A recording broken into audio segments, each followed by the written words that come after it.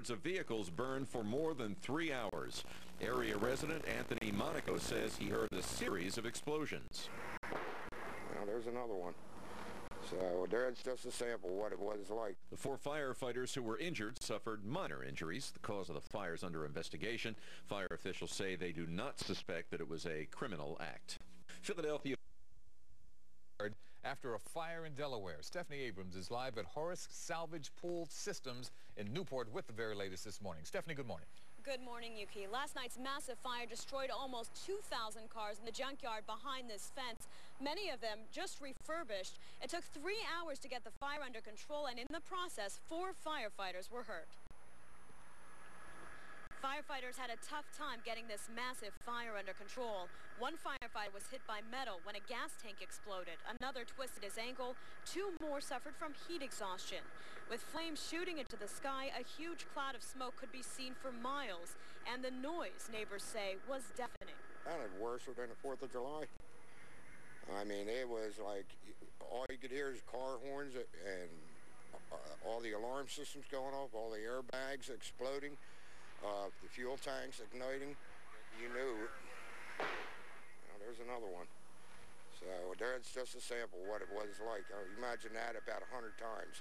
It started at 5 p.m. after 12 cars in this junkyard caught fire, spreading to almost 2,000 vehicles.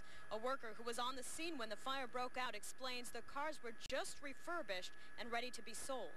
These cars that caught on fire were already finished. Something obviously happened, were ignited, the gasoline tank caught on fire, as exploded, and then that led to other big things. He says he was lucky to have escaped with his life. I was in 2 feet of the explosion. I jumped the fence back there, and I came through this alley down here and ran. For Salvage Pool Systems on Old Airport Road, that's near I-95 in Newport, Delaware, and that's where NBC 10's Aditi Roy joins us live with an update. Good morning, Aditi. Good morning, Don. The investigation here continues today.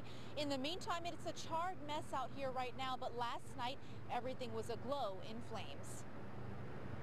Thick black smoke filled up the sky yesterday, and on the ground there were popping noises. Those noises came from the cars in this salvage yard, 800 to 1,000 of them. These cars aren't junk cars. Many have been involved in accidents or totaled by insurance companies. Many were supposed to be auctioned off.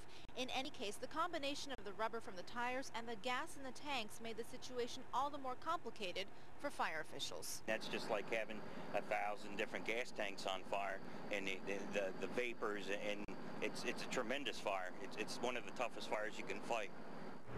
4 people did suffer. Yard in Newport. Officials estimate that about 1,000 used cars slated for resale were destroyed.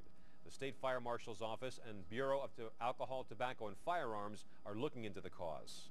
We see nothing at this point to lead us to believe that this is a criminal act. However, we're very, very early into it. In fact, the fire has just been suppressed enough for us to get in to the actual area. We think the fire started. One person on the scene said the 1,000 destroyed cars were worth a minimum of $1,000 each. That means the loss should go well above $1 million. New information this morning about the woman